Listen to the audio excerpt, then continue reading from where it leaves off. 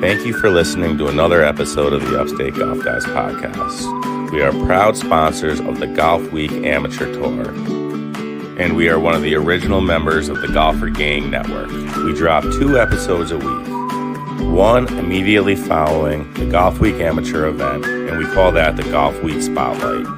We teamed up with some awesome affiliates, High Society Golf, Acorn Hills, and our favorite, Lombardi Golf, with some of the best putters in the industry.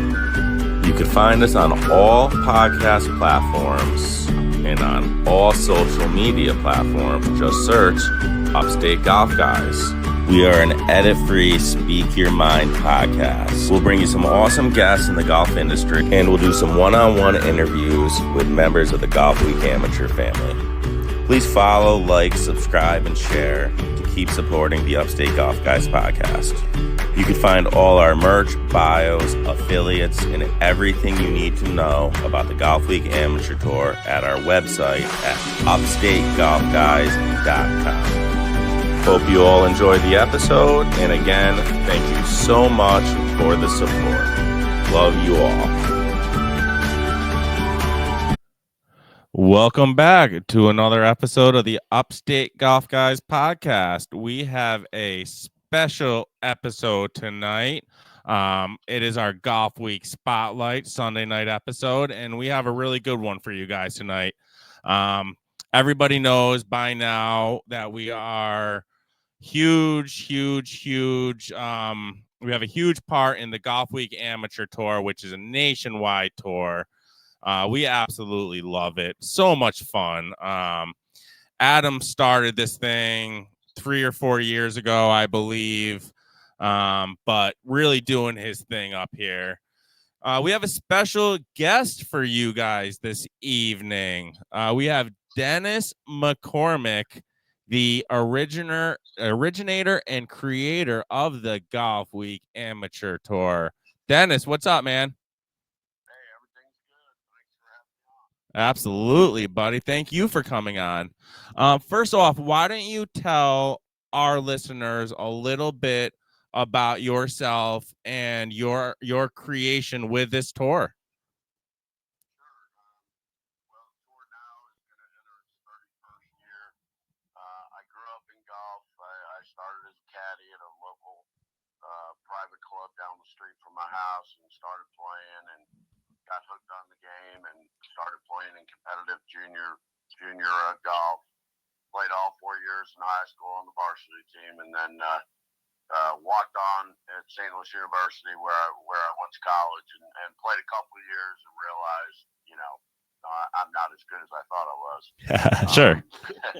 Which happens to us all. Yeah, I hear you.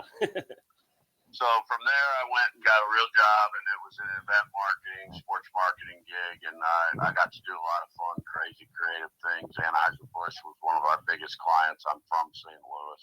Okay. But I still had a passion about golf. I was still playing competitively. And then my wife and I invested in a business in Charlotte. So we left St. Louis, and I didn't know anyone. I didn't have any golfing buddies. And so I started playing at a local club down the street, and the pro was really cool. And I pitched him this idea that I always had in my head about doing a flighted, gross stroke play competition. And he loved it. And, so in 1995, he and a group of guys owned 4 golf courses. So they gave me 4 tournaments, and then I got 2 other courses that he introduced me to the pros. Yep. And so the original schedule in 1995 was 6 tournaments. I got 50 guys to pay me $50 to join. And, we had 3 flights. It was just A, B, and C. And, it grew from crazy. there. The season was over. They wanted me to start right back up, in the spring and not just run a fall series. So we ran a full schedule, what most of you do now. Yep. Currently. And, basically I was just going to have it be a local kind of cool golf league, and I'd meet a lot of guys, we'd have some fun. And then boom, the internet happened. And the next thing you know, we are now in 70 cities across the country, or 70 tours when you count GOLFWEEK and the senior tour. with well over 8,500 players. Wow, that's incredible. That's incredible, Dennis. Congratulations on that growth, man. Yeah, no, it's great. You guys, I mean, Adam's doing such a great job. I mean, he went up there. It's very hard to start. And I tell all my guys, don't expect more than 50 guys your first year. And then if you do a good job and they come back, you should be able to double it. And he has been right on track. Yeah. I think he ended up, Adam, you were at like 120 last year. And our number for this year is hopefully hit that 200 mark.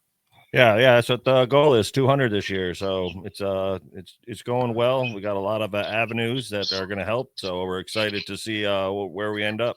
Dennis, I'll tell you what. I know firsthand. I'm really good friends with Adam. Like I said, I just met him about 3 or 4 years ago when he introduced me to this tour, and this kid puts in a ton of work all year long. He truthfully does for the tour. He really cares about it. He has a passion for it. He loves golf. He just loves the game of golf, and he wants to see it grow here in upstate New York. It's just amazing. It's really fun to watch, and it's fun to watch all the guys on tour competing from champ through D-Flight. I explain to everybody when they come on tour, there's a chance for you all to come home and win or go and win a trophy. Even if you shoot in the 90s, maybe low hundreds, the D-Flight, there's a spot for you. I love the tour, Dennis. We really appreciate what you do for the golf community throughout the country, man. Well, yeah, and I appreciate everything, you guys are doing to help promote the tour for Adam and, everything, it's a big family. It's hell yeah. More than just golf. Absolutely. Absolutely. And then we go down every year, which this was my first year going. But I'll tell you what, Hilton Head and Nationals was an amazing time. Why don't you tell my listeners a little bit about what happens in October, Dennis? Yeah, so as you well know, you have to qualify. So you have to be one of the top guys in your flight. Usually it's the top 10 or 15 get invitations to come down. So that means you're playing in your local tour most of the year to gather points, and maybe you played in a couple regionals to, get double points and big points. And so we're talking 700-800 guys from around the country come down here for basically about a week. If they come down early, they'll play a couple practice rounds. We have a registration and skins game on Thursday where, we always sell out the skins game, 128 guys. And then the tournament kicks off. It's 54 holes. Before you get here what courses you're going to be playing. It's always 2 different courses. Yep. I like for you to play one course one day, and then play another course, and then go back to what I call the signature course, day 3. So you've kind of seen that course before if it's your first time ever coming down here. And then, as you well know, we host a good registration party. We host food every day. Yep. After the rounds are played, we usually have sponsors on the range doing demos and product that you can try. So we make it as close as we can. I mean, it's the largest scoreboard. It's the largest scoreboard in the country every year with 800 names on it. So absolutely. I actually might have on screen here. I'm not totally sure. I have some pictures up here from Nationals. Do I still have the picture? Well, here's the flyer.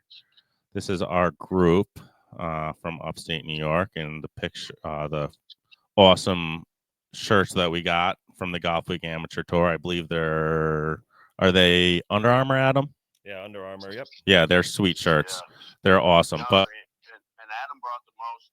What did it end up being? Almost over 20 this year. I think 24 we had. We had a nice crew down there. It was a ton of fun. Awesome. Yeah, I don't have the picture up anymore of the board, but I'll tell you what, that board is really cool for, especially like I'm a C golfer. Well, I was a D. I moved up to C, and seeing my name on that big board with every other competitor throughout the country is pretty freaking awesome, Dennis. I love seeing it, man. Yeah, it's great. I see pictures and I get Facebook posts, and guys, because we, as you well know, other than that 20 minutes it takes for us to post the scores, we just kind of walk away and let people go up there and take pictures with it and point at their name. And, I love it. It's awesome. Yeah. I mean, it's hard to with live score and all that. We can't do it at every event, but I want it to always be there when you come to nationals. Yeah. And now you're really busy that week, and I wanted to come up and introduce myself, Dennis, but you looked like you were running around with a chicken with your head cut off that weekend, man. So it's organized chaos. The good thing is Adam well knows. Yeah. I have a good staff in the national office. One of them being the most important one is my wife. Yes. She handles all the back room and the web page, and and then I've got Susan Geller, Jen Newman, and Nicole from the Kansas City tour. So and then I have a couple tour directors help me run courses. So we get it done. I mean, basically it turns out to be, 120-man tournament on, 9 golf courses. Right. This year it was 8, so, but we try to get it done as quickly as we can, as efficient as we can. And, I'm always available. Trust me. I as you well know, at Arthur Hills, I stay around. I don't disappear. So hopefully next year you guys will all come up and maybe we get a group picture. Yeah. I'll introduce myself. And hopefully, with that many guys, if Adam brings that many more this year, say he brings 40, then you got a real shot at that team cup. Mm-hmm. That's True. what I want. I want that. So Dennis, Adam had a good shot at I came up with a new thing this year just for the tour directors. I don't know if you saw that, but there was a director's cup and another scoreboard to the side, and the low director won the first ever director's cup, and I gave him a $150 gift card on top of it. And, nice. Our North Central Florida guy Steve Calhoun used to play on mini tours, so the boy can play. Yeah. And Adam knows how hard Atlantic Dunes was both days. Oh yeah, it was. I really struggle on the Bermuda because in New York it's a lot different with the bent grass. But when I played the Atlantic Dunes, I played it the first year because I was in A flight, and we played Atlantic Dunes the first year. And I remember I hit well off the tee, but then I get up to the ball, and all of a sudden there's water, or it just keeps rolling out. And I was like, there is no rough on this course whatsoever. Yeah, it sounds miserable, dude. Well, the good thing is you get to sink your teeth into it again in a couple of weeks because I saw your name on the icebreaker. Yeah. Hell yeah, nice, Adam. Have you come down. Hopefully, you'll bring some of your boys from New York with you, because not only are we playing Trent Jones, but Sunday is Harvard Town. Woo! We close the course. It's our course for the day. Wow. We don't let anyone else on there. 10 o'clock shotgun. We allow caddies. Wow. Course. It's a special day. And then they let us use the men's locker room, which they don't let anybody else use that. That's amazing. The players' locker room, so you're going to see all the signs up. They have a bar up there, and trust me, I run a bar tab. You guys won't be buying. No kidding. It's a great day on Sunday. Sounds amazing, Dennis. I'm thinking I might have to try to put that. I might have to price that one out. We'll see, Adam. I'll have to, see the budget. Yeah, I mean, let's go ahead. Yeah, put it to you this way: it's $550 to play both courses, the Jones and Harvard Town. With basically, it'll be close to a $10,000 prize pool. Wow. Your nationals are paid for if you. Part of your first prize is your nationals are paid for if you win your flight. Wow. Okay. And currently, the Jones course is over $200 just if you walked up. And the day after we play that event, Harvard Town's going to $650. So okay, we have a good price point. Yeah, it's really good. That's awesome, man. And I know Harbour Town is like a bucket list for many, many, many golfers from the Northeast up here, just watching it on TV. What is it, the week after the Masters, I believe, right? Is the tournament on Harbour Town?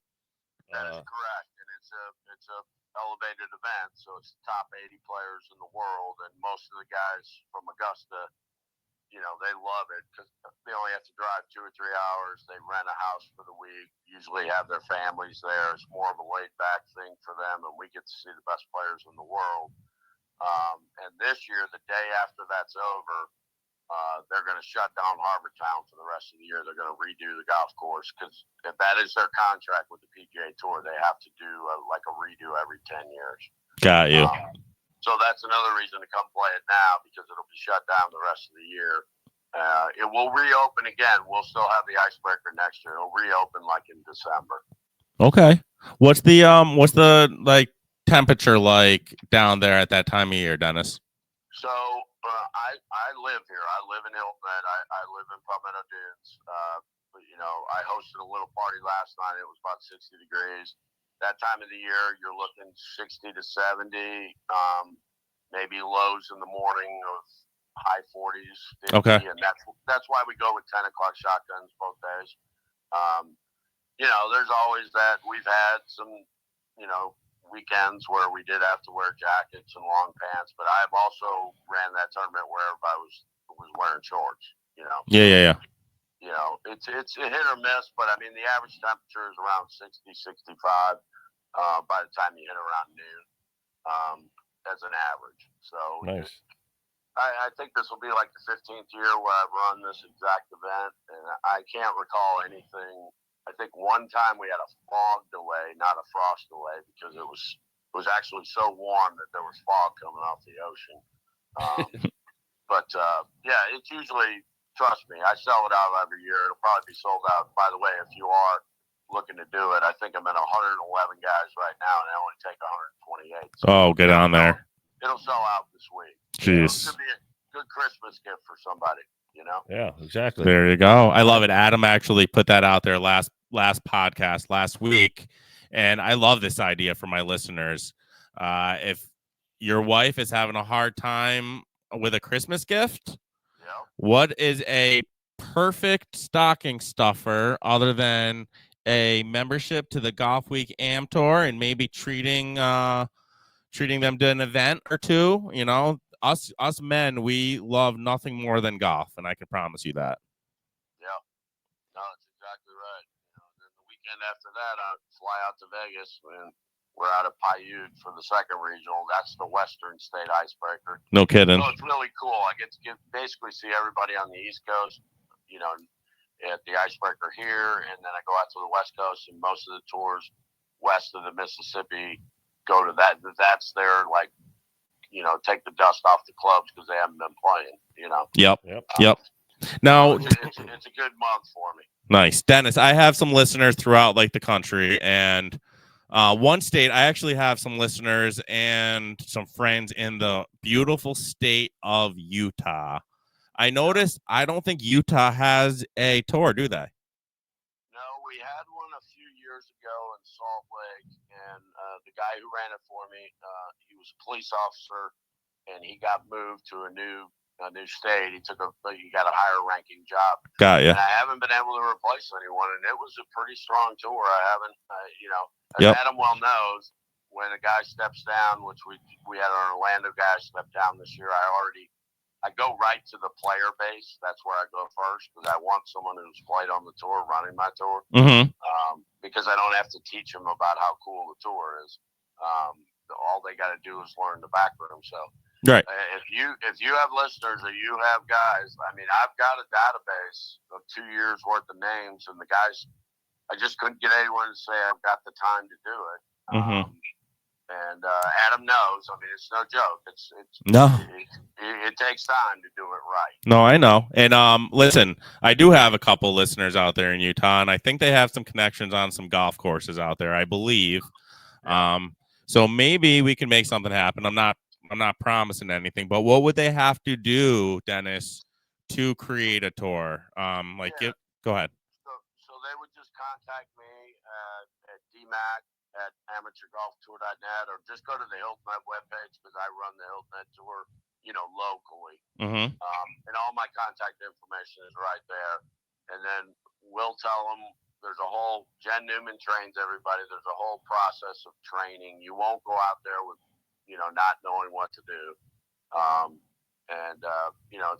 It's pretty simple. I mean, we just reopened back out in Portland. Same thing. I had a guy there, and he was a med student, and he became a doctor, and obviously it was time for him to do that. Yeah. So I finally got a guy that played on the tour to step up, and he's going to start this year, and we're excited for that. So at this stage, it would probably be, if your listeners in Salt Lake want to do it, we'd have to kind of get going pretty soon, or we would just start interviewing them now, let them go, maybe play in some events, see it, and then we'd probably open it in 2026. Okay. That's good to know. Go ahead, Adam. No, go ahead. Is there any other states out there that like you're looking to grow and that the tour is not in any states yet that my listeners might know of? Yeah, our biggest, like the West Coast. So we had a tour in Seattle. You know, it just happens over time. You know, some guys got to move, and then I don't get a replacement. But my Portland guy wants to do Pacific Northwest, so I'll probably just leave that alone. We do not have anything in New Mexico. I only have 2 tours in Texas. And I don't have one like San Antonio or Austin. I have one in Dallas, Houston, and then El Paso. So I'd like to get that San Antonio market, and Austin's a huge area. Mm-hmm. And then in the Midwest, you know, Oklahoma and Iowa, that's probably the only 2 states we're not in right now. So, I mean, obviously after 31 years, and we're growing the senior tour. As a matter of fact, we are opening a senior tour in the Upstate of New York. Yep. So real excited about that. Yeah, Don's gonna be great. Adam's good friends with him. He's played on Adam's tour, and I think it'll help them both because guys, most of the tours that have a senior and a golf week, guys will play on both tours. Yep. You know. Absolutely, man. So yeah, that's kind of where we're at right now. We're excited. We're only about 3 weeks away from the season kicking off down here in Hilton Head.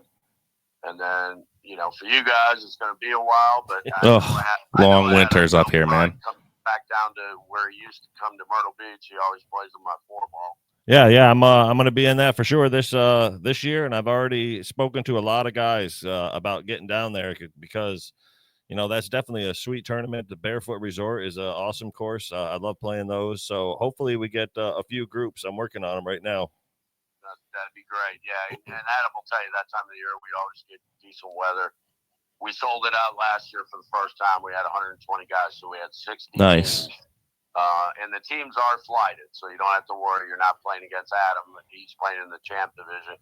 But there's 3 flights, and it's your combined index. So it's 0 to 10, 11 to 20, and then, you know, basically 20 and above.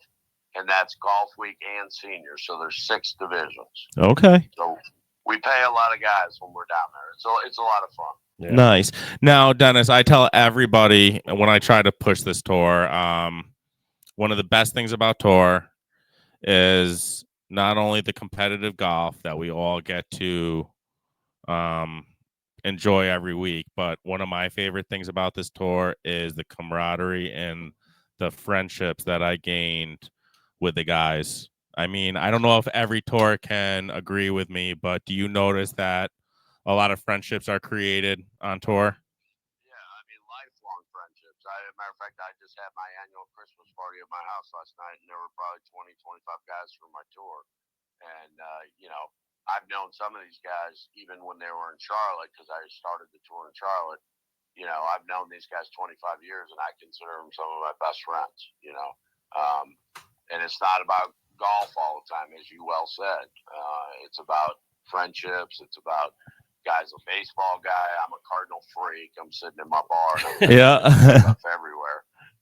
You know, it's all kinds of things that draws everyone together and makes the tour that much better. Absolutely. Now, I deal again with a lot of golf companies. Lombardi Golf is one of them. Some custom tee makers. There's all sorts of I've had all sorts of guests on the podcast. What would these businesses have to do to be a sponsor on the Golf Week Am Tour if there was an option? Yeah, absolutely. That would be great. Hopefully, first and foremost, they'd be a sponsor on Adam's tour. Sure. But if they wanted to do something nationally, it's the same thing. They would contact me.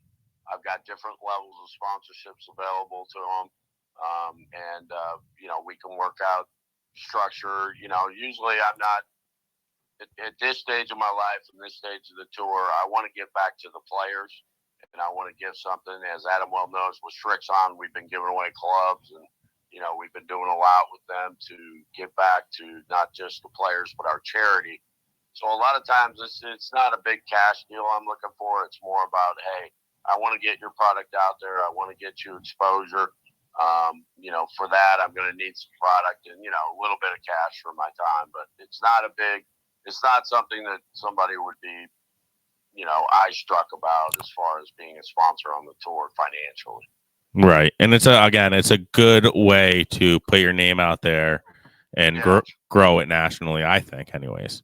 Well, and you were down there and you saw my putter group, the Meridian. They've been with me now for 3 years, and they just got into Dick's Sporting Goods, and they value our relationship, and our guys love their product, and they always give a discount to the players, and they're all crafted mill putters. They're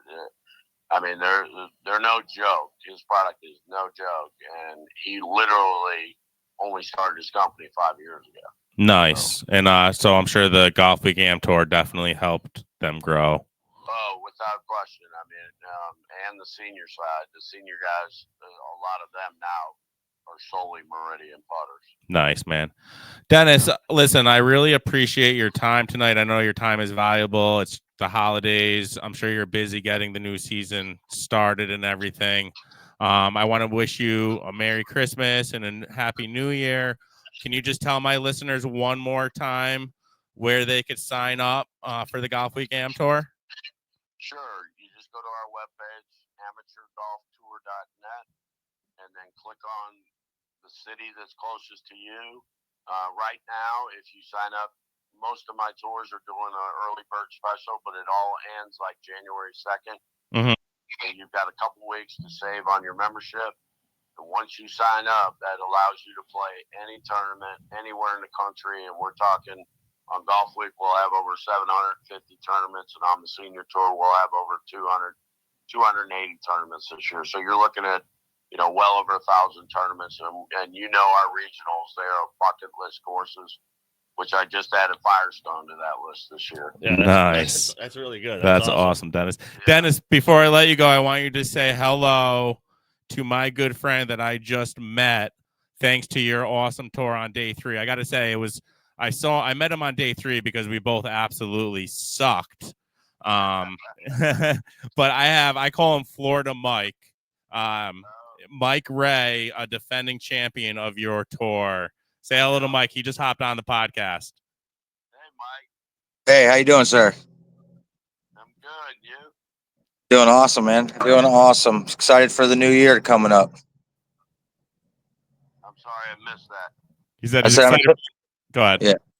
I'm excited for the new year coming up. Yeah, me too. I'm excited. Hopefully I'll see you soon. Are you coming out for the icebreaker? No icebreaker. I'll be there for Cabot Citrus Farms, though, June 7th and 8th. Okay. Love it. Love it. Love it. All right, Dennis. Again, we appreciate your time, man.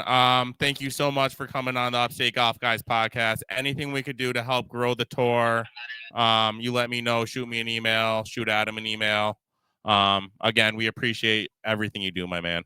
Well, we appreciate you helping Adam and promoting the New York tours, and it's just it's great what you're doing for us up there. So, and I know Adam, he'll get that 200 mark this year. So he sure will.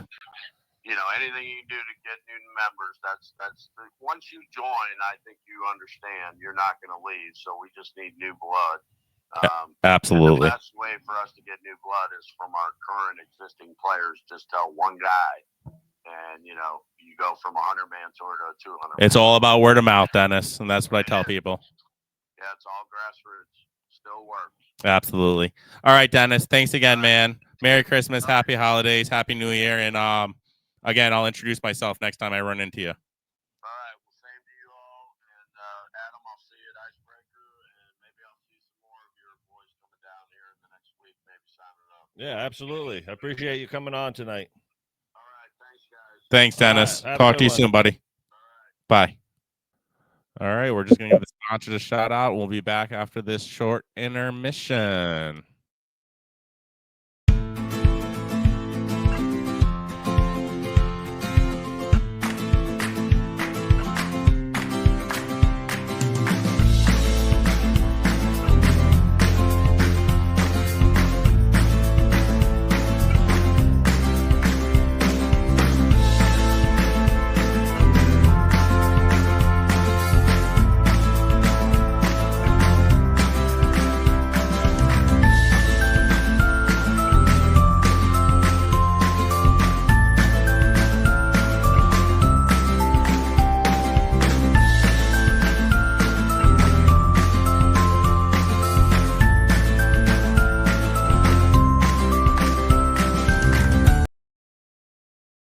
Hey, Mikey, you know anybody does any roofing?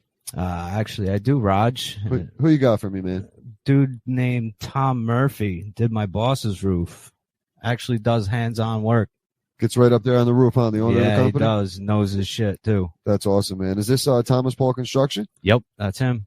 Man, I heard nothing but good things about them. I'm actually on their Facebook page right now looking up some things. The pictures, the aerial view, they're really cool. He gets up there with the drone. You can see the before and afters of some of the work they've done. Go check them out on Facebook. They're a new sponsor here, the Upstate Golf Guys. So make sure you guys go support Thomas Paul Construction, Roofing and Siding. Thomas Paul Construction LLC is a full-service construction company who specializes in roofing and siding, covering the greater capital region. You can reach them at 518-308-6794. Once again, 518-308-6794. And make sure to go check out their Facebook page, see some pictures of what they've done in the past, and let them know the Upstate Golf Guys sent you.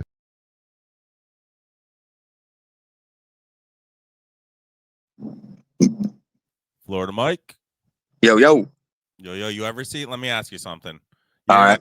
You're a handyman. I know you're probably pretty good with construction work. He does a damn good job with roofing, doesn't he? Oh, I've heard nothing but good things. I know roofing's a tough job. Anybody can do it well. That's a guy to keep around for future. That's for sure. That guy, Tom Murphy. Tom Murphy does some fucking beautiful work though for my upstate people, and he will give you a big discount. I'm telling you, people, if you tell him the Upstate Golf Guys podcast sent you, okay, it'll save you. Listen, roofs can be a fortune. This guy saved my friend, I think, $6,000 on the original quote. Wow, 6,000, dude. Yeah, that's a That's lot. pretty good. And he's a damn good roofer, and he cleans up a mess after. Goes up there with a drone, shows his before and after work. The dude knows what he's doing. So I keep telling my listeners, Get a hold of him. Get a hold of him. I know what he's doing. But Florida Mike, what's going on, dog? How was golf today? I saw you were out there again. What course were you playing down there? All right. So 2 weeks ago, I played the Roost at Cabot Citrus Farms. This week, I played the Carew, which is the second day of the regional. Oh wow, nice. Okay. What were your thoughts? What were your thoughts of that course, buddy? 15 out of 10. That's pretty good. It's I will say that it is the best golf course I've ever played on. Nice. Wow. And you played some good golf courses over in Hilton Head and in between. Oh yeah, Innisbrook and everything in the middle. TPC Tampa. Yeah, it's a links course. The greens are insane. They're big, but the caddies tell you the average is probably 3 to 4 3-putts around. Ugh. And, wow. Undulation and big. Yeah. Undulation, speed. Yeah. Oh yeah. I mean, they were perfect. There wasn't a single blemish on any green and fairway. I mean, it was nice. Nice. That's awesome. That really is awesome. You missed most of the conversation with Dennis, my man, but yeah, it was a good one, buddy. You'll listen to it. And Dennis gave some really good information for all the listeners out there that are interested in joining the Golf Week Am Tour, or anybody that's interested in maybe starting on Am Tour in their area. Okay. He's really a cool dude. And it was awesome getting to know him a little bit. And I really appreciate what Dennis does for the golf community nationwide. I mean, it's fucking awesome. Yeah. Yeah, dude, he's pretty awesome, man. Like, especially like I've had a chance to like sit with him, behind the scenes away from people and just talk with him. And I mean, the guy's pretty awesome. He's impressive for sure. He's a real deal. He's a real dude. Yeah. He cares. And Adam, what were you just gonna say? I said the one thing I like about Dennis is that when I originally started the tour 4 years now, this is our 4th year, but obviously, as he mentioned, I had to go through the steps. I signed up, had an interview with him over the phone. And if you obviously heard today, his voice is very deep and he's very professional. And obviously, I had high expectations going on to the first year. In my mind, I'm thinking I'm getting 150 guys. Oh, that's nothing. Mm-hmm. I tell him that on the phone and he goes, well, let's just keep it at 50 to start. And he's very honest. I mean, he's been doing it for 31 years. He knows the stats. He sees the other directors nationally. He knows the good ones that are, you know, successful every year. The new ones, he's right on your tail, just making sure that you have everything you need. I remember when I first started it, we did the Golf Expo at Albany, the MVP Arena little section they had, and that was a lot of success. But the nice thing is that one day I came home from work and there was a bunch of boxes outside my house and I had everything I needed. And his team does an amazing job. And finally, when I got to meet him, you know, he's down to earth. We went to the two man in Myrtle Beach, and of course he's out there on the front of the carts before you go off and tee off. He's professional. He's giving you the rules of the day. He's making sure everybody's checked in. He's walking around. He's always happy to say hello to you, give you a hug if he knows you well. And him at Nationals, you know, he does a fantastic job. His team does a job. And it's definitely a tour that for 31 years, I mean, who can say that a tour that's been around for 31 years, obviously they're doing something good. And for those who are on the fence listening right now, you got to realize is that if you are doing business and you're looking for somebody who is in a business that's been around for 31 years compared to somebody who's been around for 2, obviously you're going to have faith in the one who's been doing it for that long. This tour is no joke. It's fantastic. It's a lot of fun. Myself, Mike, Anthony can all tell you that it's worth every penny for the membership, and our membership's cheap. I don't know what yours is, Mike, in Florida, but right now we're at $90 for the end till the end of the year to get in for the year. So I don't know what Florida charges, but you know, we do the same. We do a couple incentives and stuff with it, but we do the same. It's not $90. Yeah, that's what we're doing this year. It's $90 till the end of the year, and whoever becomes a member at the end of December, we have a bunch of gift prizes that we're giving away for So that's definitely another incentive to sign up before the end of the year. Absolutely, man. Lombardi Trophy or golf, baby. Speaking of LombardiGolf.com, get yourself a putter. Speaking of prizes and shit, how about Stephen Hanu? Stephen Hanu, yeah. Holy cow, that guy is lucky. Yeah, he is. Congratulations, Stephen Hanu. He won the Titleist TSR3 3-wood, as well as an entry to Highland. We did a randomizer earlier on Facebook Live, Mike, and Stephen winning, so that was a good prize for him. We also have one right now on Facebook for anyone who's listening. It's a 2025 membership, a Highland entry, a Turning Stone 2-day major. Huge. Which the Turning Stone is a $360 tournament anyway, but Turning Stone is probably one of the top 4 courses in New York, in my opinion. And Lombardi putter, and also something else. So you something else. I forgot what it is, but it's a great prize. There's a lot of incentive to it. It's $25 for the entry. We got a few more spots in. So if you want to go on the Facebook page, it's the Golf Week Am Tour, New York Upstate, and the post is there for you to comment what number you want. And we'll be picking as soon as it's filled. But, you know, it's congratulations, Steve, and other winners so far. Most of our winners have already signed up as members, so they've already gotten their prizes from prior raffles. So that's great to see. So, Florida Mike, I personally think, I know things are expensive now. We're all fucking broke and things are tough. I understand. Mm-hmm. But do you think you could start saving your pennies and maybe come up to upstate New York and either play the 2-day Turning Stone event, or I think better yet, I think you would have more fun coming to where. Crump and Fox, the Upstate Golf Guys podcast 2-day major. Listen, if you could come up. What day? What's the date on that? What's the date on the Crump and Fox? The Turning Stone is Memorial Day weekend, and then Crump and Fox is July 12th and 13th. Well, damn. So then if you guys came down and played at the Florida Regional, then I would have to go up and play there, huh? You'd have to, no doubt. So here's the thing, though, Mike. Here's the thing is that Crump and Fox is especially special because my birthday is July 23rd. So you could be coming up and you're 7 days before me, my friend. Let's go. Happy birthday, July. There you go. So perfect. So Trip to I New think York. you should fly up here. Listen, Or drive. What you could do. No, this is what you do. Yeah, I'm good on that driving. Probably. I'll get a drone. You get a drone. There's plenty in the Get a drone. So listen, this is what you do. This is what you do. And I'll talk to the wife and make sure everything's okay. But you fly out. I'll pick you up at the airport, Albany Airport, and then you could crash here at my place for the night or whatever. And then you could drive out with me to the Crump and Fox 2-day tournament. And then I'll just make sure you get back to the airport like Monday or whatever. We'll figure something out. If you want. If you want. If you want to save money on a flight, you can always fly to Bradley, which is in Connecticut, which is about an hour. Okay. Here, is that cheaper? Yeah, it's about 25% cheaper than Albany. Albany actually is one of the top 10 Albany.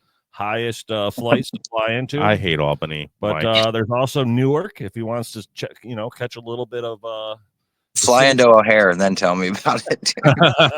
JFK. He don't want to go to that mess. He don't want to go to that mess. I was actually looking at plane tickets for the icebreaker in Hilton Head from Albany to Savannah. I think it was like $360.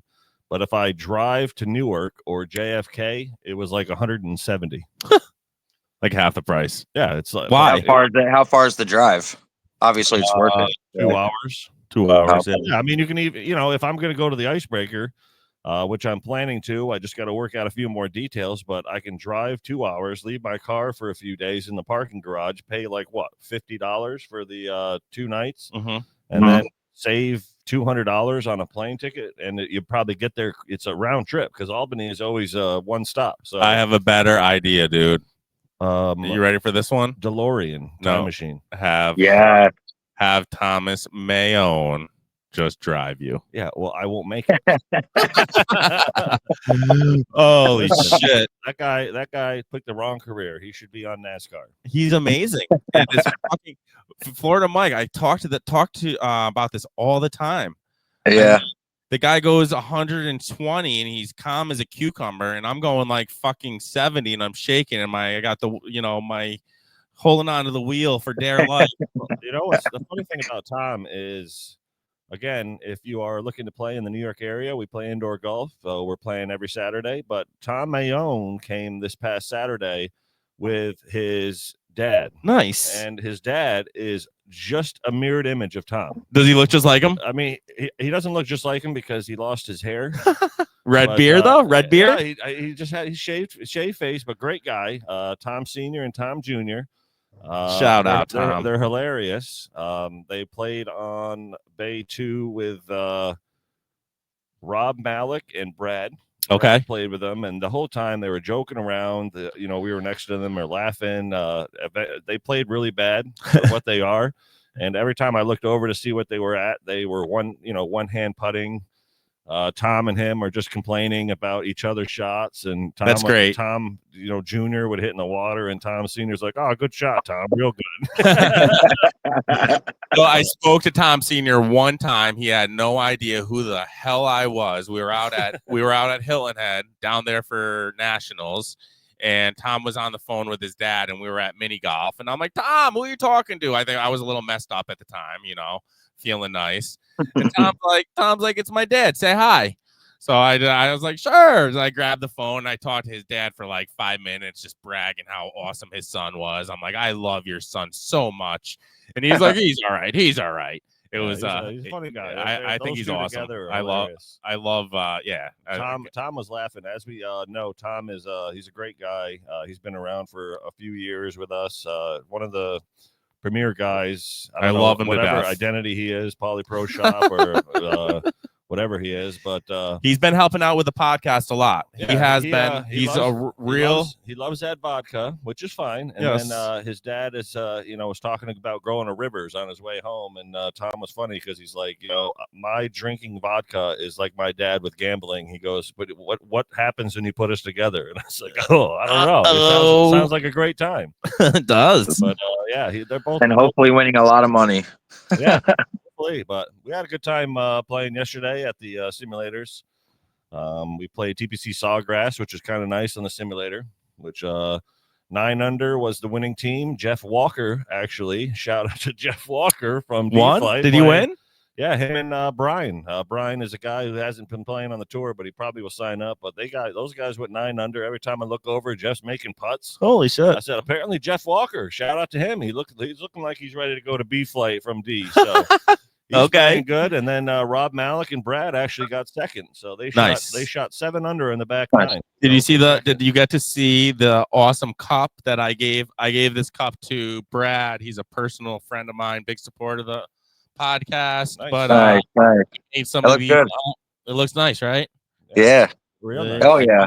I cut some of those, had my buddy cut some of those up for me, and we got some mugs now. We're going good here at the Upstate Golf Guys podcast. So let me ask you a question. Shoot. Because us Florida boys, we don't play in simulators. So is the putting simulated also? Yeah, everything is simulated.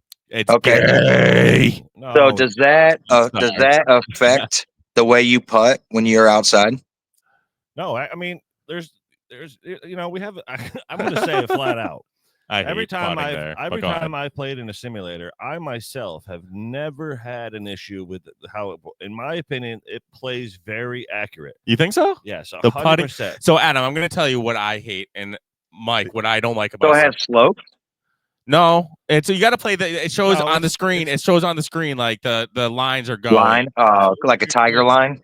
Kind of like Tiger Woods. It's like playing a video game, but it actually helps your reading of a green because the greens look very good in relation to how like a green would look if you're looking at it without the actual grid. So putting is basically when you play in a simulator, I think and feel that it's very accurate. The only difference in a simulator is that you don't have the depth perception that you would outside. That's what it is. So if you have a 30-foot putt, when it looks, when you put your ball down on the mat and you putt into the screen, it seems like, a little bit longer. So I tell all the time when I putt on a simulator, I look at the grid, I feel the read, I aim my, putter, but I close my eyes or I just think in my head, what's 30 feet?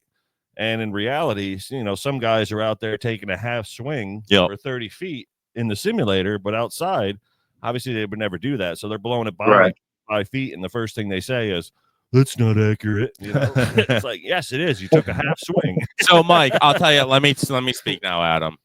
Yeah, let me hear about it. Driving is, I think, 1,000% accurate. Like driving the ball, driving an iron, so accurate, dude. When you miss it, it knows. Like it knows. When I have a miss hit, I'll know right away that ball is gonna look wonky on the screen. Okay. My problem with indoor golf, and I think Tom agreed with me, and a lot of people have agreed with me in these situations, is when you're around the greens, like when you're like 30, 40 out. Yeah. Adam, I don't know if you've ever had this situation, but like I'm a feel guy. I'm around the greens, like I visualize, and with my wedges, I'm a feel guy. There's a lot of times when I hit into that screen and I know damn well that it should have went 40, 50 yards, and it says my ball went like 20 yards. Yeah, I mean, there's a lot of things that happen. I mean, that's all. When you chip, yes. When you're in a simulator, you are opening up your face more than you probably would outside, so your ball is going higher than normal. I've seen that happen all the time. Obviously, when I said, somebody might be like 15 yards, it says like 15 yards on the screen. And it looks like it's a straight chip, but they're not looking at the screen. It will tell you that you have a 4-foot uphill. So what they don't realize is that I'm 6'5".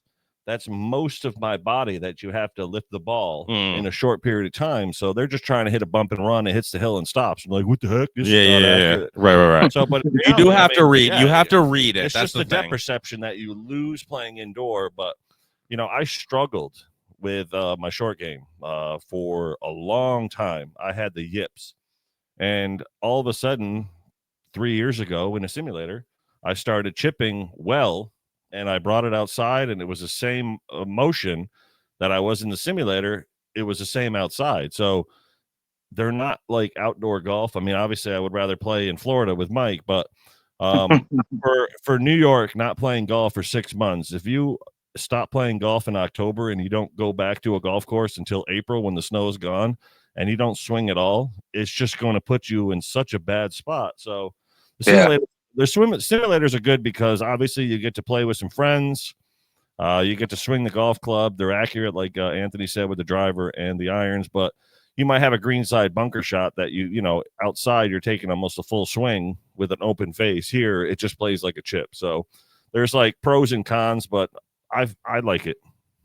I personally think that, one of my strongest parts of my game is chipping, and I personally think the reason why is because I chip off of mats when I practice chipping. Especially the tight lies. One of the things that I personally struggle with is when I go down south after playing in New York for so long, you get that tight apron by the green. Oh yeah. And it's against the grain. Bermuda is I hate Bermuda grass. Bermuda grass is a hungry bitch, and yes, it is. It will eat your club. And I remember last year when we played in the 2-man in Myrtle Beach with Johnny. I would have him chip first because he prefers to chip because he hasn't gotten the Texas wedge down yet. But I would grab the putter from like 6 to 8 yards off the green because of how tight Bermuda is. The ball just rolls over it like it's an actual green. So, but you definitely got to, if you can chip off a mat in a simulator or anywhere, you're going to be that much better because chipping is about hitting it clean. You gotta. So, but man, if you get that against the grain though, it eats that thing up. Putt it every day. I'll putt it every day down here. Yeah. Is most of the grass down there in Florida, Bermuda? Yeah. Like a perfect example, like today, even though the fairways were perfect and like the fringe and everything around the greens was perfect, anything I would say, unless I had a backstop behind the flag, I was putting. Yeah. Through 20 feet of fairway or fringe or whatever, just because it was just I put my wedge in it one time. And the wedge stopped and a huge chunk of Bermuda came up. I was like, yeah, I'm not doing that. I forgot who it was, but somebody said that Paul Azinger or something. He said that for amateur golfers that are not on the tour, he goes, get rid of a 60 degree. He goes, you shouldn't even have a 60 degree unless you are a good chipper. Yeah. Because a lot of times what they do is they just see it on TV. They're like, oh, Rory McIlroy has a 20-yard chip. Oh, puts it next to the hole. So the player will go and grab the 60 degree and chunk it or thin it across the green, and they get frustrated. It's like, yo, you can hit a putter anywhere. For 5 straight years, you can ask guys like my friend Salem, Travis. I would hit a putter. Didn't matter if I was in the rough or in the fairway.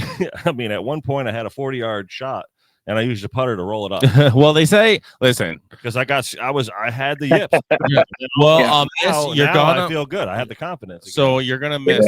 You always say a miss on a wedge is way worse than a miss on a putt. If you hit a wedge, 100%, it's going to go 5 feet. But if you hit a putter, okay, you're only 20 feet now for par. Yep.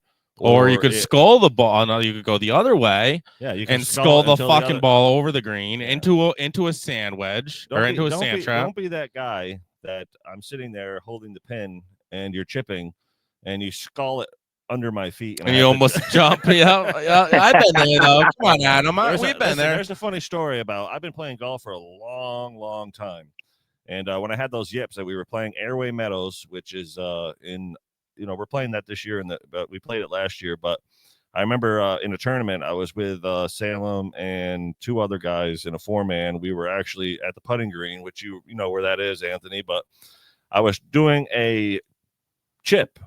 This is when I had my yips. So I was taking some, I said, I'm going to try a flop shot here because I don't know why. So I hit it so bad that the ball ended up rocketing to the back of Salem's head. right in my friend's head, right the side of the head. And he just looks at me and goes, what the heck?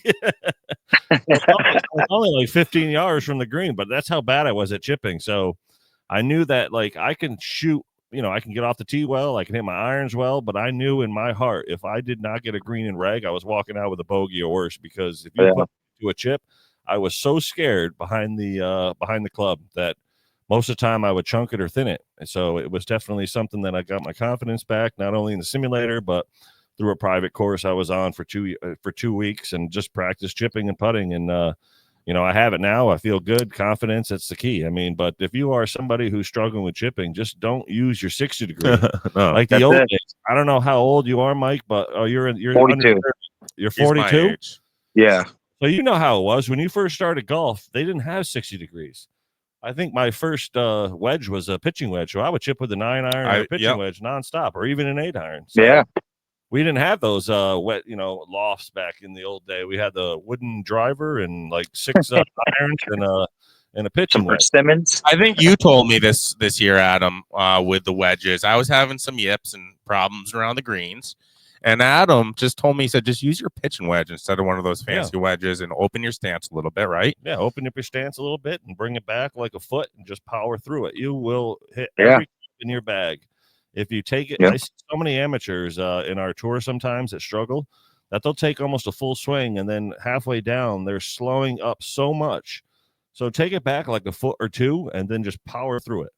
Doesn't matter. If you got a 10 yards, take a power through a little less. If you got longer, boom. I can take a 4-foot backswing with my 58 degree and hit it 60 yards with 4 feet. Yeah, I know you can. It's all about all about the power through because you got to make that contact. So, but that Bermuda though is it's a bitch. So you'll really Florida Mike if you come up here and play the Northeast grass and you come up and play Crump and Fox, you'll love it because you'll get that feel of getting some ground and some give. And like when you have a miss and you get too much ground, the ball still goes. Not as far as you wanted it to go, but so no sticky Bermuda where you go through the Bermuda and open up to your face and you just exactly.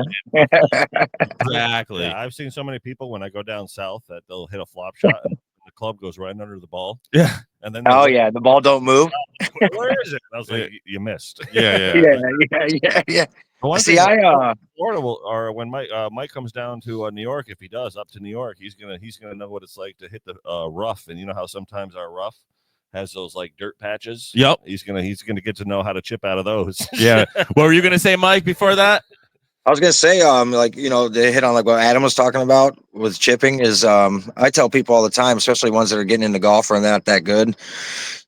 We first of all, we wouldn't even sell them at 60. We'd tell them 56 is the most, but like I tell people, you could literally hit a 7, a 9, or a pitching wedge from around the green and just do a putting stroke.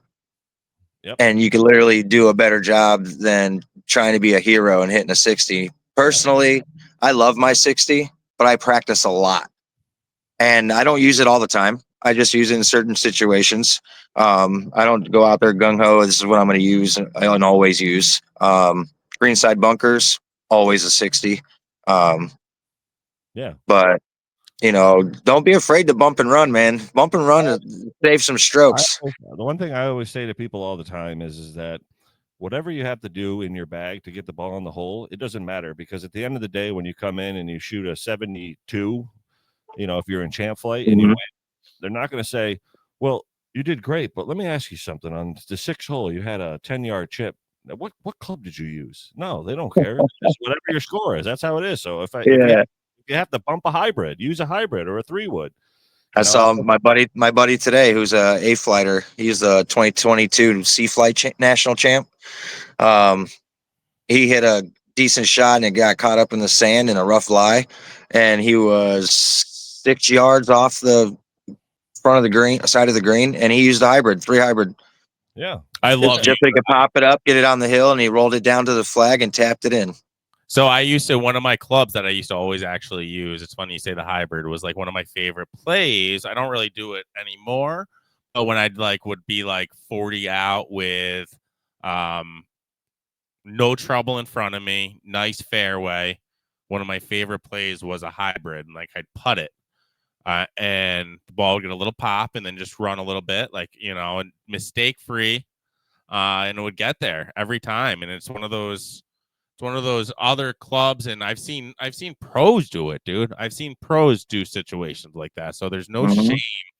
There's no shame in, kind of not using a cheat club because it's legal, but if I can get away with it, if you can, man, you don't have to be a hero out there. Absolutely. Well, you saw me. Perfect example of that was day 3. Remember that huge par 5 dogleg left, and I pumped my driver straight into the bunker. Yep. It was like 210 yards out. I had a lip. What did I hit? I hit my 3 hybrid. Just nice and easy. You know, I know get through the sand, put it up right next to the green. I mean, you got to use a little bit of your imagination, but I'm with you. I love my 3 hybrid. I love it. I can do anything with it.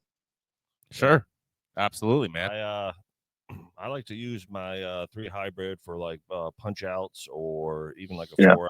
I always love those shots, but Yeah, 4 iron. I love 4 iron out of the trees. the best shot in golf is the one that's going to be consistent to get you closer to the hole, obviously. But you know, don't be afraid. Don't be afraid to grab something besides a high lofted wedge to chip. It does, you know, like I said, nobody cares what you use out there. They Yeah, don't care just what your score get is. it in the bottom of the hole and make it as easy as possible for yourself, man. Yeah, like we played that links course today, and instead of me playing my normal high shot, I clubbed up, took like a 3/4 swing, kept the ball under the wind, and allowed the fairway to roll the ball towards my target. And I shot an 82 today just by playing simple. You know, in B flight. You're going to be in B flight, you think, by the end of the year? Is that your goal? Yeah. I am actually debating if I should just start in B flight. All right. Good for you, man. Yeah, why not? So there you go, man. You know what? You're nasty out there. I've seen you really. Listen, you're a defending champion, but I played with you. And Adam, you know how like when you play with somebody and you know they got it, like you know they're a good golfer. It's just they're having a bad day, or you know, like he was striking the ball, dude. He was having really, really nice contact out there, and he's a damn good golfer. Yeah. So keep it up. Appreciate that, Florida Mike. Keep it up, man. I mean, golf is one of those weird games where you can hit the ball well off the tee. Your irons are pure. Your chipping is great, and then you can't putt. And then you shoot like a 6 strokes worse. I know all about that, dude. The next round, all you do is practice on the putting green, and then you show up. Your drives are going right and left. They have no idea. You can't hit them straight. Fucking A, dude. But you don't understand it because you practice putting. Yeah, you're like, that's what happened to me on day 1 at Hilton Head this past year. Is that I've been working a lot. I used to be a natural fader of the ball, and now I'm actually hitting. I can hit anything now based on practice and a lot of things. But when Hilton Head, so jealous. I went to Myrtle Beach. I was playing well. I was shooting low 73 or lower. I was feeling good to Hilton Head, and then all of a sudden, day 1, I'm bombing the drive, dead nut straight down the middle, and then my irons would be 40-yard pulls. Right? I mean, every single time I hit my iron, I was pin high, but 20 yards left. Every single time. Isn't the game of golf so cruel? It is. Like the first hole. I feel his pain. Yeah. If you play Atlantic Dunes, I don't know if you played it, but Atlantic Dunes on hole 1, it's there's water on your right, and then there's water left that's about 240 yards. So I end up no, it's about 220. So I'm at the range finally after I was able to get in.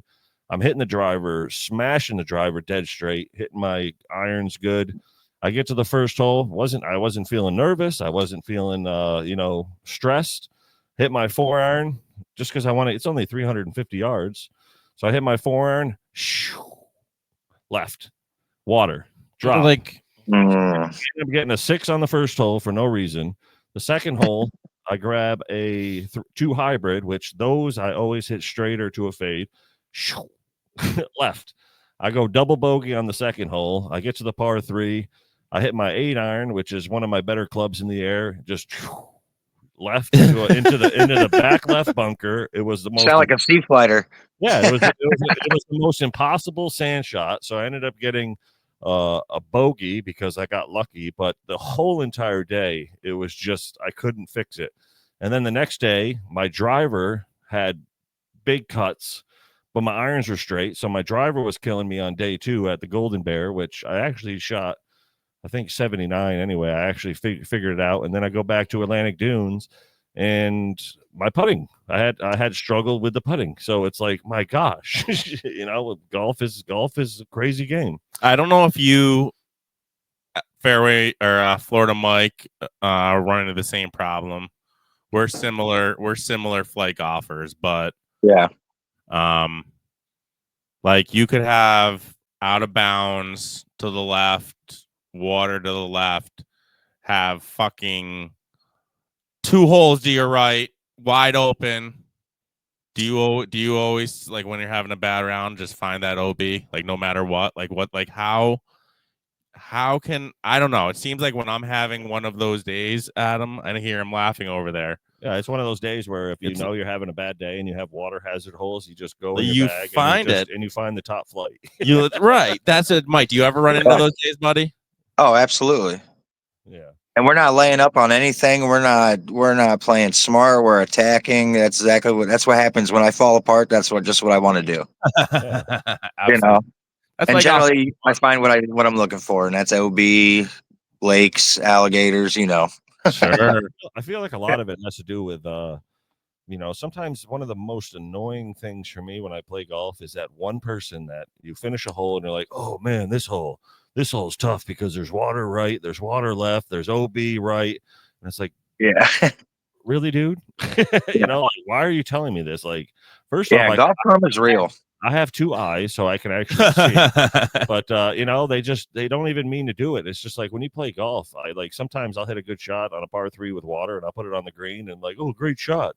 And I was like, oh man, you just cleared the water. And I said, first off, I didn't, because sometimes these old guys, they don't have the eyes like they used to, but they're like, there's water there. And I'm like, oh, I didn't notice. You didn't notice? It's like, no, I'm not. It's a psychological thing. Like if you look at the water, it's going to happen. Yep. Like if I go right now to Florida and us 3 are golfing, I can tell you, as a sea flight player, I could be like, Anthony, be careful. There's a lot of water on this hole, so you might want to just hit a little bit harder. I could probably put down money that you might very well hit in the water. Yeah. It's because you swung too hard. You start thinking about it. And Exactly. you got that one guy who's always like, hey, just let you know there's OB on the left. And I was like, thanks. Yeah. Mike, Adams kind of taught me a lot of shit the last couple of years in etiquette in the game. Kind of just to keep your mouth shut in certain situations. Like, I know I'm not going to say any names, but I was in a playoff hole, and he's a good friend of mine. Awesome guy. He's a big part of the tour. But basically, I had blown, so I had like a 2-stroke lead, and it was 18, and it was a par 5. And dude, I had a fucking perfect drive. My second shot actually went pin high on a par 5, but it was a elevated slope, and the pin was at a really tough position. And if you didn't get it there, it was one of those situations, tough greens, speed of the greens. So long story short, I put a chip within like 3 feet, bro, for a birdie putt. Nice. Let's go. No, not nice. Because all of a sudden the ball started fucking rolling back, dude. Adam. So I was like pin high. Yeah, the pin was in the front. Yeah, and it rolled 18 on the golf course. What horse? Saratoga Lake? Yeah, Saratoga Lake. Yep. So the ball rolled all the way back to the front of the green or whatever. So now I'm hitting 4, and I wanted to make sure I got it up past the hole, so I fucking crushed it. Now I'm like 20 feet past the hole, putting for par. And I ended up double bogeying the hole, long story short. Oh. And my competitor, good friend of mine, was sitting in the clubhouse waiting for me to finish. And Adam, what happened? Well, first off, we were at the pro shop, and I was on my computer getting everybody's scores in. And the one guy who you went into playoffs with, he's like, oh, geez, he's got a 3-stroke lead. And I said, listen, I know Farina. He's going to look at the leaderboard. He's going to feel nervous. He's going to get amped up. I said, Rob, or, we'll say God, Rob, we'll say he's a good friend. I said, he don't care. I think you're going to go into a playoff because here's my opinion. I'm looking at the par 3. I said, he's probably going to bogey that because it's a back left pin. So that's tough. He's going to get to the next hole and he's probably going to bogey that one. And I said, he's going to get to 18. He's going to be flustered. Yeah. And then I said, I think you're going to tie. And then sure enough. So get your clubs ready. Get your clubs ready. When you come into the clubhouse and you're all like, you're all and I was just like, calm down, dude. Like, oh, I guess, but no, it was a good. So it was a lesson learned. So anyways, I went into the playoff hole with my good friend and I said to him something like, I shouldn't even fucking be here right now. This is bullshit. And it was in my eyes. It was bullshit, but I was taking away from a competitor who earned his spot in that playoff hole, and he didn't want to hear that. He didn't want to hear me complaining and bitching. What did he do? I'll tell you exactly what happened in the playoff hole. So he put one in the hazard. It's like you got to like lay up either before the hazard. He went in the hazard. It bounced drop shot to like fucking a foot. 3 feet. No, like a 3 foot. 3 feet, and he parred, right? And he parred. So he put it in the hazard, and he couldn't believe he put it in the hazard because he hit like an 8 iron, like 180 or something. And my drive was okay, so I was safe. His second shot, so he dropped 2, hit 3, put it to a foot. My second shot went right at him in the woods to the right. Yeah, no good. NG. So I was in a bad spot. Game, set, match. Game, set, match. Then I went and tried hitting it out of the woods. I think I hit a tree and it bounced backwards. And I went up to my man and shook his hand and I said, "Good win. I concede." But it's just I kind of rambled on. It's a lesson learned. Adam taught me a lot of shit in competitive golf that you run into situations that I always whenever you play in competitive golf, I'm always the type of guy that, how you get to the tee box in the first hole, you got 3 or 4 guys in your group, everybody's just kind of wandering around, and then they're like, "What do we do for person?" I said, "I'll go." And, so you just try to stripe one down. You just set the tone. Yeah. No doubt. Like my friend says, I hear with my eyes. That's it. Where so if you want to let them know and you want to tell them you're going to win the match, then let them hear it with your eyes. With their eyes. Yeah. No doubt. I love being the first one off the tee box.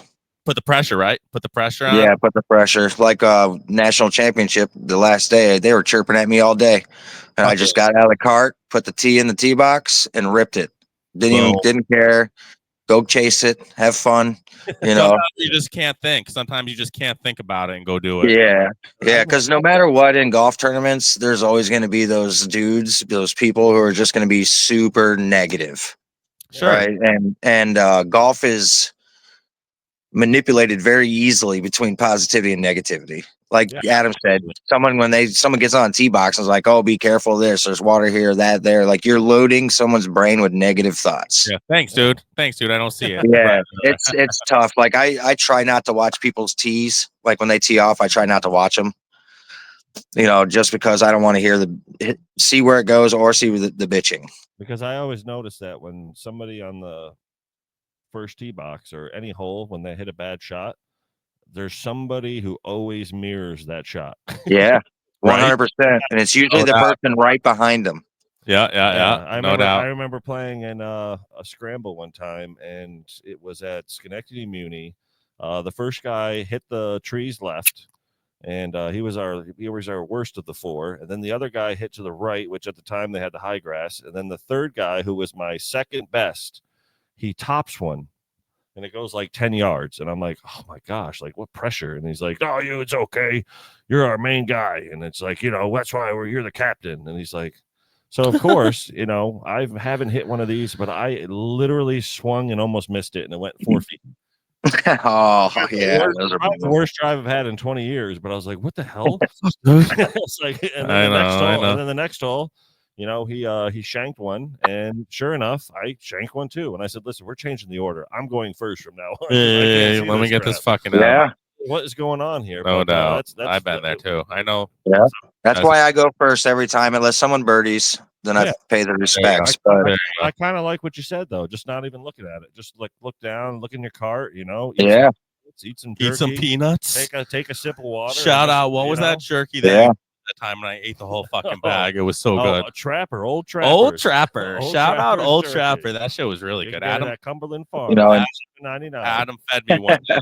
I didn't eat all that. He's like, "You want some beef jerky?" I was like, "Fuck yeah, my man." Yeah. But listen, let's give one of my best friends here a shout out, and we'll close this thing out. All right. Find your perfect putter and join the Lombardi family. Whether you have lead hands, the face on the TC PL22 takes the speed off the ball at impact. Or are you the type that leave putt short? You can try the PC308. It has the weight you need to make it to the hole. You will find that Lombardi has something special for everyone's particular putting stroke. The 1985 is not only the most affordable club, but is the most beautiful. With a sharp red zinc alloy head and a steepless shaft, the The Nasso 66 is one of the best-selling mallets on the market. It has a clean, straight line finish to help guide your eye through the ball, straight to the target line. The head with a clean black mallet finish and a 60-gram mate shaft and a Lombardi 3.0 crown grip. You want a custom logo? Lee over at Wedge FX has you covered. But if you want to spend a little more money and make some magic happen, try out the new Diamond Mallet Putter. It's an absolute gem. This is a one-of-a-kind design and is available in the Lombardi Custom Shop. This head is made from a futuristic, top-secret metal. It has the center shaft which prevents pushes and pulls, and it is by far the most forgiving putter in the Lombardi Custom family. Head over to lombardigolf.com and use Upstate at checkout for a hefty discount, or reach out to the Upstate Golf Guys as we are local representatives for Lombardi Golf. I'll tell you what. Can you while Mike's on there, could you go back up and show him that little baby putter? Yes. I'll tell you what, Mike, this guy Lombardi, love him to death. I call him Uncle Paulie. He is really a good friend of mine. Well, you know Mike. Yeah, I know. You met him. Yep. But tell you what, the guy comes out with creations and putters that Adam just laughs because they fucking work. It's weird. Yeah. So, but hold on. Go ahead. A couple of weeks ago, when we did a podcast here, I saw that he has this little putters on the wall, and I was looking at this one, and I said, "What is this? Like, is it like missing things?"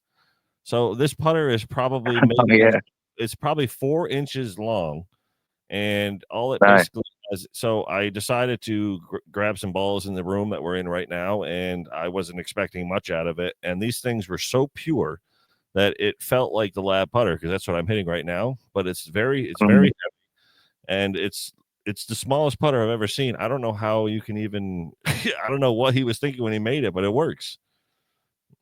But it's definitely the smallest head I've ever seen on a putter. It's wild, dude. It is. Yeah, that thing looks nice though. It looks cool. It's different for sure. I think I'm going to use. I think I'm actually I'm going to use the Black Star at the beginning of the season, because after you left, I started putting with it, and he's right.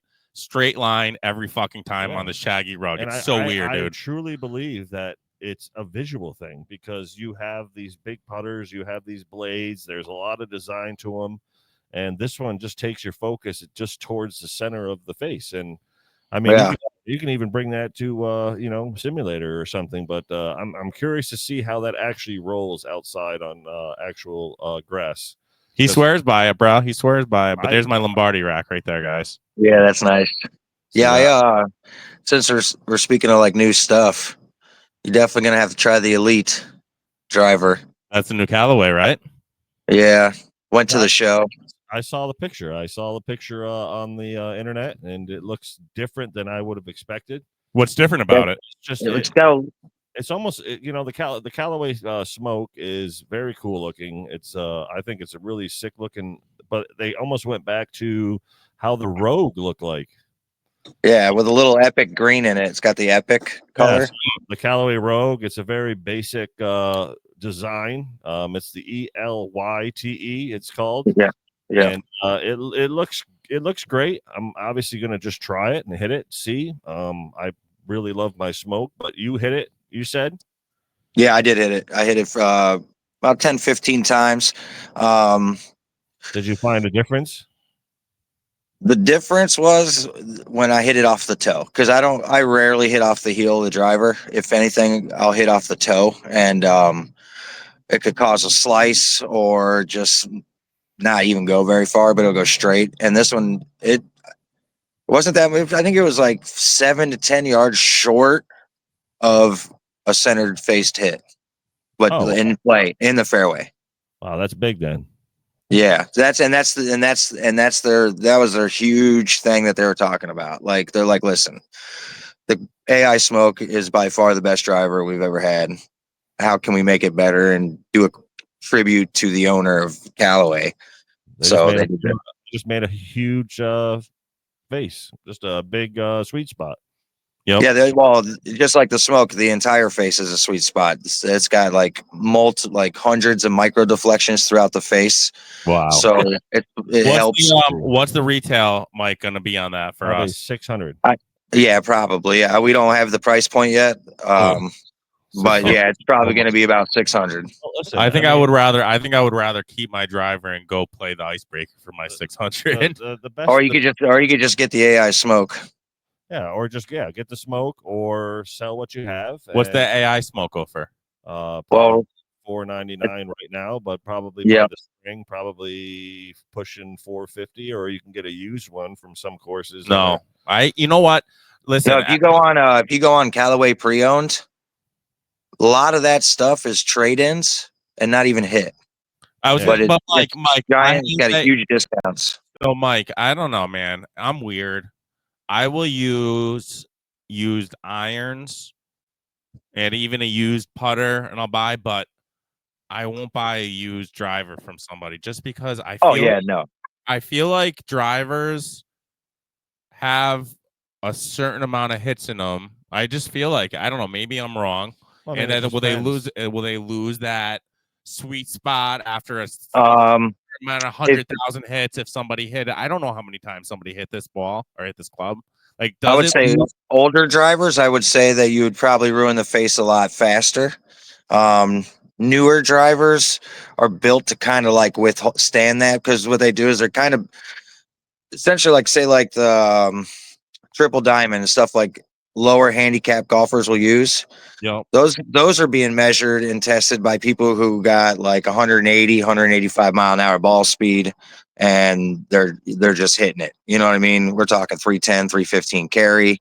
And then like you got the X and the regular one, those are tested by like the mid and high handicappers. So unless you're swinging 120 plus miles an hour, I wouldn't worry about it. Okay. All right. Maybe. Yeah. Then. I mean, the only thing you want to look at about used driver is obviously if there's any scuff marks on it, what's the look like, if there are any chips, or if there's any nicks, what's the bottom look like? I mean, I would always say if you buy a used driver, the first thing you should do is probably put a new shaft on it, because you don't know 100%. if you had Donkey Kong smashing the ground after he hit in the woods, or something. Or it could just be completely wrong shaft for you. Yeah, it could be a stiff shaft, but some stiffs are different than others. Some are more flexible than others. So, I would always go for a new. Like I just. What does if you were to buy a used Callaway, what would a new shaft cost, and then having it put on and everything? Not much. Not too bad. You can get some decent shafts for $49 to $89 online. Got you. Okay, yeah, definitely. I mean, and they range. They go. They go up to $400. Yeah, but you can get a good shaft for $100. Well, I'll be sure to ask Florida Mike, because he's in the business. So if I ever do it, I deal with thousands of shafts a week. Got you. All right, boys. Listen, I have to eat something. It's been a long day. Adam, why don't you read that one time for me, buddy? I mean, for the GOLFWEEK Amateur, both nationally as well as New York Upstate, we offer the 2025 season for $90 until the end of December. $110 starting in January for the year. Again, it's the best money that you'll invest in a sweet amateur tour. We got live scoring, trophies, cash prizes on debit cards. We don't give cash for the winners, but they're Visa debit cards. Yep. Side games such as skins, super skins. We have our points race that we're going to be running for the New York Upstate. There's no commitments, so that's a nice thing. I know it's 4 events on the year to be able to be eligible for the national championship. You can play in many events as you would like. There's no gin needed. So if you sign up, just put what your handicap is on what you think it is, and then they'll adjust you as you play. We got champ flight, handicap 0 to 3.9, A flight 4 to 8.9, B flight 9 to 13.9, C flight 14 to 18.9, and our D flight is 19 to above. And the nice thing about the GOLFWEEK Amateur is A through D flight is a triple bogey max, so you don't have to get too upset and shoot really high scores. It keeps everything going well with the pace of play as well as the competition. And again, it's the best investment you'll make. So definitely sign sure up. is. AmateurGolfTour.net. And like Dennis said before, click the find a tour, find the one New York Upstate or the one that is close to you, and sign up. Come join us next year. Both regional events, national championship, New York Upstate events. So let's get you signed up. Let's get that. Let's get you golfing. Just do it. Just do it. Yeah, like just do it. Just do it. You know you want to. Pull the trigger. Absolutely. Also, one more thing. Shout out to the Green Bay Packers, who are already 14. They suck. 14-0 right now against the Seahawks. So go Pack, go. We have a Bears fan across the screen. Be careful. I don't even know. Listen, man, they can talk all they want. We're terrible.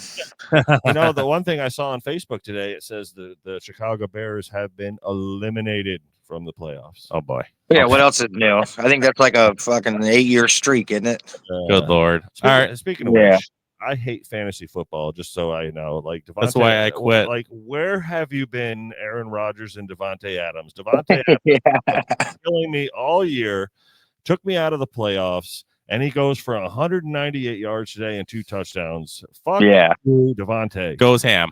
I know. Goes ham. That's why I quit all Welcome. gambling, buddy. I just enjoy watching it now. But Fantasy's not gambling. You're actually a team owner. oh, You're like Jerry Jones without the billions. Right. All right, everyone. Thank you so much for tuning in to this episode of the Upstate Golf Guys podcast. And again, we thank Dennis McCormack for joining us Thanks, earlier. Dennis. Appreciate you and everything you do. And again, thank you all the listeners and all the support for tuning in to this episode of the Upstate Golf Guys podcast. Get in my raffle. We love you.